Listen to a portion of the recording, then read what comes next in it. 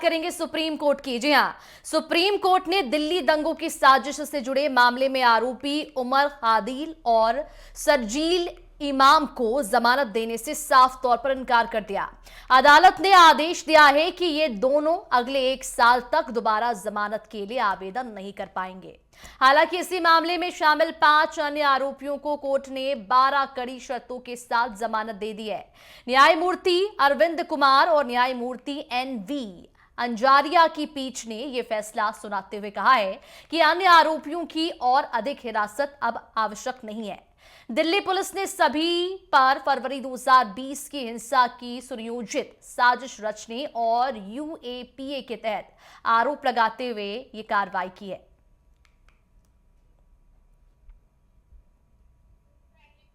तो supreme court ने जमानत देने से इनकार इन्हें कर दिया है। 1 साल तक नहीं मिलेगी अब इन्हें जमानत, अर्जी भी ये लगा नहीं सकेंगे। अन्य 5 आरोपियों को शर्त के साथ राहत दे दी गई है, लेकिन दिल्ली दंगों से जुड़े इस पूरे मामले में अब सुप्रीम कोर्ट का फैसला सामने आया।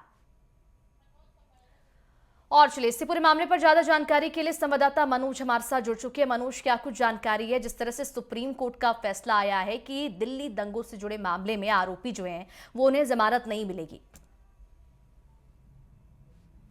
बिल्कुल, जिस प्रकार सुप्रीम कोर्ट का एक ऐतिहासिक फैसला कह सकते हैं, तो जिस तरह देश की संप्रभुता को जो खतरा बताकर जो पुलिस ने मुकदमा दर्ज किया था और उमर खालिद को जिस तरह आज कोर्ट ने जमानत देने से और उसके साथ ही इमरान को जो है जमानत देने से इनकार कर दिया है। और सबसे बड़ी बात यह है कि कोर्ट की तरफ से ये भी डायरेक्शन आया है कि 1 साल तक ये अब जमानत के लिए भी अप्लाई नहीं कर पाएंगे किसी कोर्ट में। लेकिन जिस तरह उसके 5 और साथी थे, यूएपी के तहत जैसे उनको जमानत देने का और उनको सशर्त जमानत देने की बात सुप्रीम कोर्ट ने कही है, क्योंकि अभी उनकी जरूरत नहीं है न्यायिक हिरासत की। इस तरह की डायरेक्शन सुप्रीम कोर्ट की तरफ से आई है। जी मनीषा जी, ये भी समझना चाहूंगी मनोज आपसे, जिस तरह से इस पूरे मामले में 5 अन्य आरोपियों को जमानत तो दे दी गई है, फिर इन आरोपियों के लिए शर्त क्यों?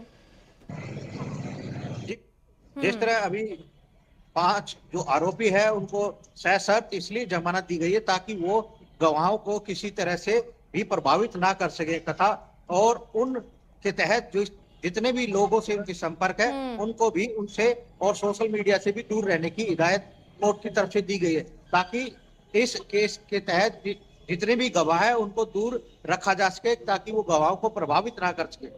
जी मनोज, इस पूरे मामले में अब तक के क्या कुछ तथ्य निकलकर सामने आ चुके हैं, पूरा अपडेट?